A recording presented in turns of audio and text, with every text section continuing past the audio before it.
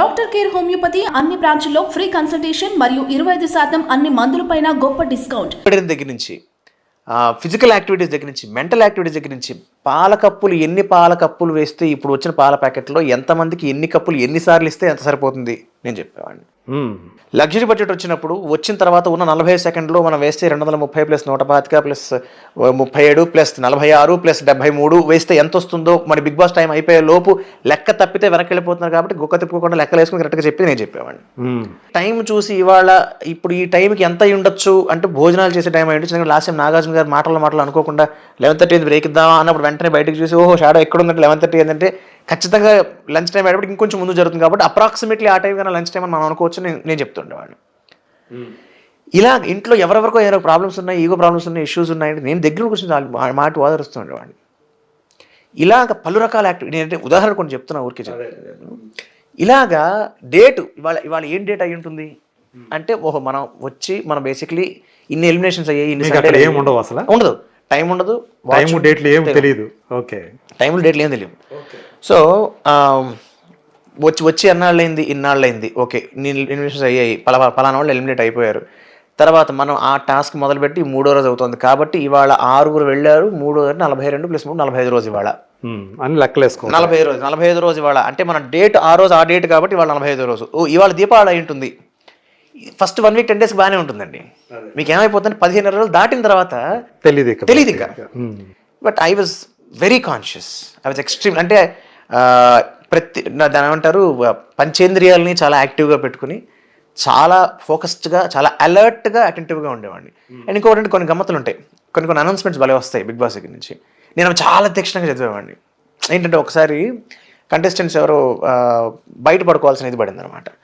పడినప్పుడు వాన పడుతుంది, అందరూ బెడ్రూమ్లోకి వచ్చేసారు, తలుపునే వేస్తాం. కానీ అప్పుడు పనిష్మెంట్లో ఉన్న వాళ్ళు బయట పడుకోవాలి అనుకున్నప్పుడు నాకు డౌట్ వచ్చింది, ఏంటి వర్షం పడుతుంది కదా మరి వీళ్ళు లోపల ఉండొచ్చా బయటకు వెళ్ళిపోవాలా, అంత డౌట్, ఏం చేయాలో తెలియదు. సరే ఏం చేద్దామని బిగ్ బాస్ని అడుగుదాం.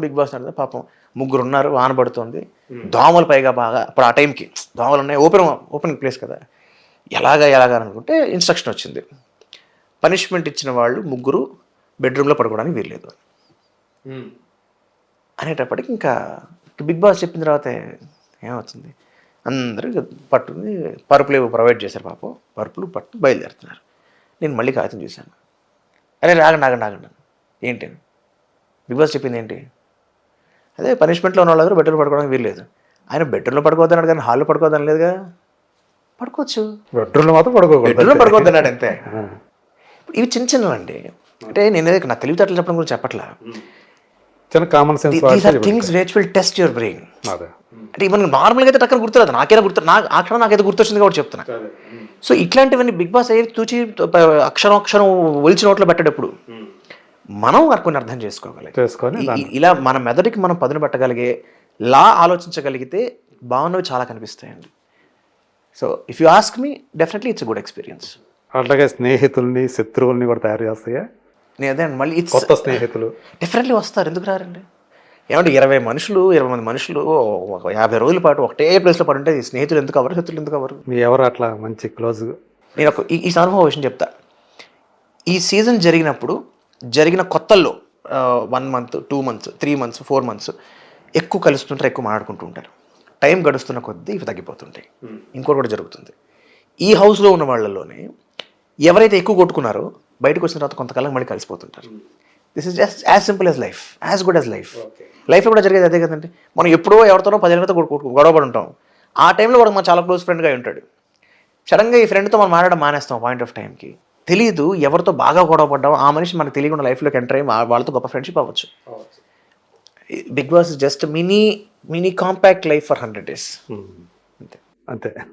సో ఇప్పుడు చూస్తున్నారు కదా, మీకేమనిపించింది? ఇప్పుడైతే ఏదో ఉల్టా పొల్టా అని చెప్పేసి ఒక కొత్త కాన్సెప్ట్ అన్నారు. కొంతమంది 2 నెలల తర్వాత కూడా అందులో హౌస్లోకి వెళ్ళారు వైల్డ్ కార్డ్ తోటి. ఒకళ్ళైతే రతిక అయితే 2 సార్లు వెళ్ళింది ఆ అమ్మాయి. సో లేటెస్ట్గా 2వ సారి కూడా ఆమె బయటకు వచ్చి ఎవిక్ట్ అయిపోయింది. సో ఈరోజు ఒక 8 మంది అంతమంది మిగిలారు. ఓకే, శివాజీ నుంచి అమర్దీప్, శోభా శెట్టి, ప్రియాంక, బట్ అర్జున్, ఇట్లా బాగా ఫాలో అవుతారు, కరెక్ట్గా చెప్తారు. ప్రిన్స్ యావర్, వీళ్ళందరూ ఇప్పుడు ఉండారు ఓకే. వీళ్ళందరూ ఉన్నారు. అసలు ఎప్పుడన్నా చూసారా అసలు ఇప్పుడు ఉన్న వాళ్ళని అసలు? నేను ఇంతకుముందు అలాగే ఇప్పుడు అంతే. అంతేనా? అంటే ఇప్పుడు నేను ఏదైతే పేర్లు చెప్పారో వీళ్ళందరూ ఇప్పుడు ఉండారు ఇప్పుడు.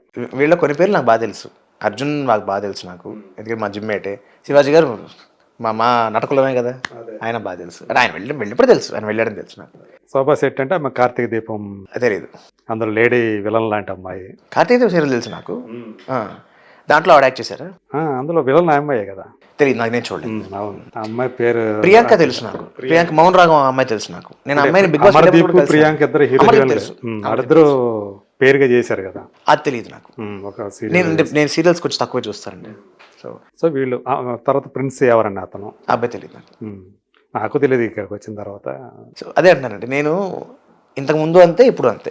ఇప్పుడు తెలిసిన వాళ్ళు ఎవరు ఉన్నారు అంటే, ఇప్పుడు లాస్ట్ సీజన్ చేసి వచ్చాను కాబట్టి అట్లీస్ట్ కొంచెం ఇంతకు ముందుతో పోలిస్తే మధ్యలో ఎక్కువసార్లు చూశాను ఏం జరుగుతుంది, ఎవరు వచ్చారు, ఏంటి తప్ప నాకు అంత ఫుల్ ఫ్లెడ్జ్డ్గా ఇంకా దాని మీద నేను లేదు. అదే అంటే ఇప్పుడు నేను ఏదైతే పేర్లు చెప్పానో మీరు ఎవరు అంటే శివాజీ అయితే ఇంతకాలం ఉన్నాడు, మామూలుగా అందరికంటే తనే సీనియర్. అవును, అందరిలోకి తనే సీనియర్. అంతకుముందు అంటే స్టార్టింగ్ లో షకీలా, కిరణ్ రాథోడ్ కూడా అవును వచ్చారు తెలుసు నాకు.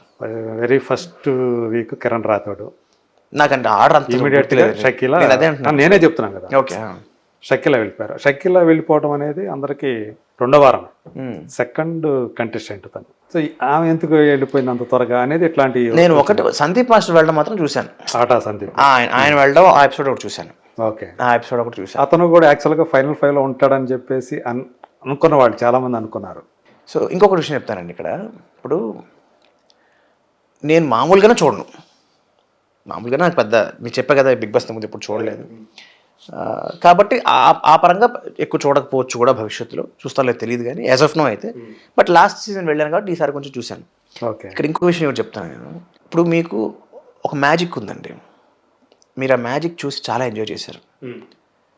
ఆ మ్యాజిక్ మీరు ఇంకోసారి చూసారు, ఇంకోసారి ఎంజాయ్ చేశారు, 4 సార్లు చూసారు, ఎంజాయ్ చేశారు. మీకు ఆ మ్యాజిక్ ఎలా చేశారో టెక్నిక్ తెలిసిపోయింది. ఇప్పుడు మీరు మ్యాజిక్ ఎలా చేస్తే ఎంజాయ్ చేస్తారా? ఓకే, తెలిసిన తర్వాత అంతే కదా. నేను కూడా అంతే కదా, హౌస్లోకి వెళ్ళి వచ్చిన అండి. ఇప్పుడు శివాజీ చూసుకుంటే తను ఫిజికల్ యాక్టివిటీస్లో ఎక్కువగా పార్టిసిపేట్ చేయడు. ఆయన కేవలం ఏంటంటే ఒక ప్రేక్షకుడిలాగా చూస్తున్నట్టు కనిపిస్తుంటాడు, మిగతా వాళ్ళు ఆడుతుంటే అతను చూస్తున్నాడు అన్నట్టు అనిపిస్తుంది. ఓకే, బట్ అట్లా కూడా గేమ్ ఆడొచ్చా అని చెప్పేసి మనకు కూడా తెలియదు. అంటే నేను కూడా రెగ్యులర్గా చూసే బిగ్ బాస్ అండి, ఎనీథింగ్ ఏదైనా పాసిబుల్. అంటే అగే చెప్తున్నాను కదండి, ఏది మనకి ఎందుకు ఇంట్రెస్టింగ్గా అనిపిస్తుంది అనేది there are so many factors. అది ఎడిట్ చేసే వాళ్ళకి అయి ఉండొచ్చు, డైరెక్ట్ చేసే వాళ్ళకి అయి ఉండొచ్చు, కాన్సెప్ట్ ఉండే వాళ్ళకి అయి ఉండొచ్చు, లేదా ఇప్పుడు ఒక షో అండి అది end of the day. Last week ఏవో తప్పులు జరిగాయి. లాస్ట్ సీజన్ యాక్చువల్లీ కమర్షియల్గా పెద్ద హిట్ కాదండి. Big boss 6 is not a great hit అంటే as per the numbers what I know. So TRP పరంగా నెంబర్స్ అన్న ఉద్దేశం ఉంది, టీఆర్పీ. మరి ఒకసారి ఒక సీజన్ డల్ అయినప్పుడు కరెక్షన్స్ చేసుకోరా నెక్స్ట్ టైం. అక్కడ ఏమేమి మిస్ అయినాయి, ఎలా మిస్ అయినాయి, ఎందుకు మిస్ అయినాయి, టాస్క్ లెవెల్ మిస్ అయ్యా, మనుషులు ఇలా ఉండడం వల్ల ఇలా వాళ్ళు ఇలా అర్థం అవ్వడం వల్ల మిస్ అయిందా, వీళ్ళు ఇలా ఈ పాయింట్స్ చూపిస్తే ఎలా ఉంటుంది, వీళ్ళలో ఈ పాయింట్స్ చూపించకపోతే ఎలా ఉంటుంది. There are decisions to be taken there.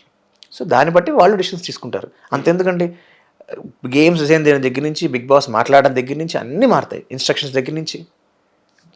Anybody is to become better కదా, ఎవరిదైనా అదేగా చేయాల్సింది. సో అందులో భాగంగా కొన్ని మార్పులు జరుగుండొచ్చు. సో కాబట్టి again end of the day అదే చెప్తాను, వి నో ది ఎసెన్స్. మీకు పిండి తెలుసు, దాంతో మీరు రొట్టె చేస్తారా, ఇంకోటి చేస్తారా, చపాతీ చేస్తారా, ఇంకోటి చేస్తారా, మీ ఇష్టం.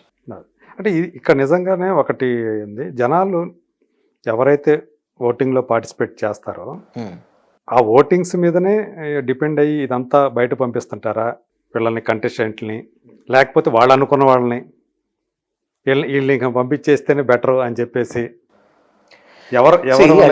ఇక్కడ టెక్నికల్ టీంలో లేను కానీ అండి, కొన్ని అయితే ఉంటాయి. ఇప్పుడు కొన్ని ఫర్ ఎగ్జాంపుల్ ఒక మనిషికి ఓట్లు బాగా పడి ఉండొచ్చు, but there are certain norms and principles for somebody.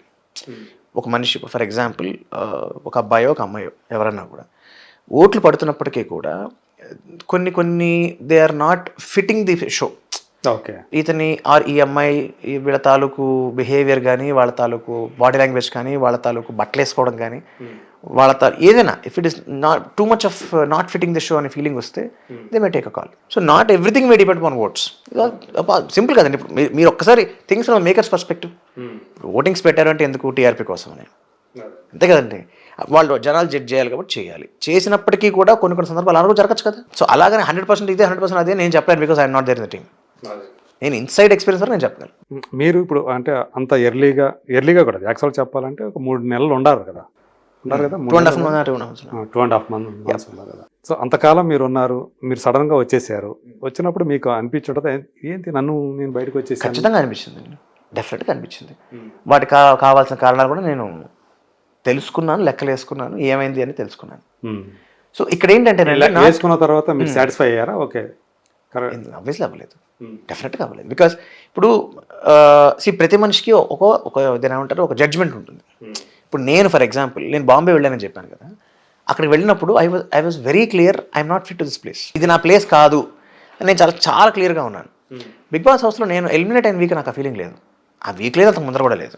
Maybe నాకు ఆ వీక్కి నాకన్నా చాలా బెటర్ మంది ఇంకా ఉన్నారు, ఆర్ నాకన్నా తక్కువ డిజర్వింగ్ ఉన్నారు వీళ్ళు వెళ్ళిపోవడానికి అన్న ఫీలింగ్ నాకు లేదనుకోండి, నాకు రిగ్రెట్ ఉండేది కాదేమో. But I was very confident, I was not fit to be eliminated that week. That's what I felt. But ఎందుకు జరిగింది అని నాకు ఆబ్వియస్లీ వెనక్కి కనుక్కుంటాం కదా. ఆ కనుక్కున్నప్పుడు కొన్ని కారణాలు తెలిసే. Okay. So as a part of professional ethics నేను చెప్పకూడదు అనుకుంటున్నాను. ఎందుకంటే అదొక షో. ఇప్పుడు దానివల్ల నేను డబ్బులు సంపాదించాను, దాన్ని నేను పాపులారిటీ సంపాదించాను.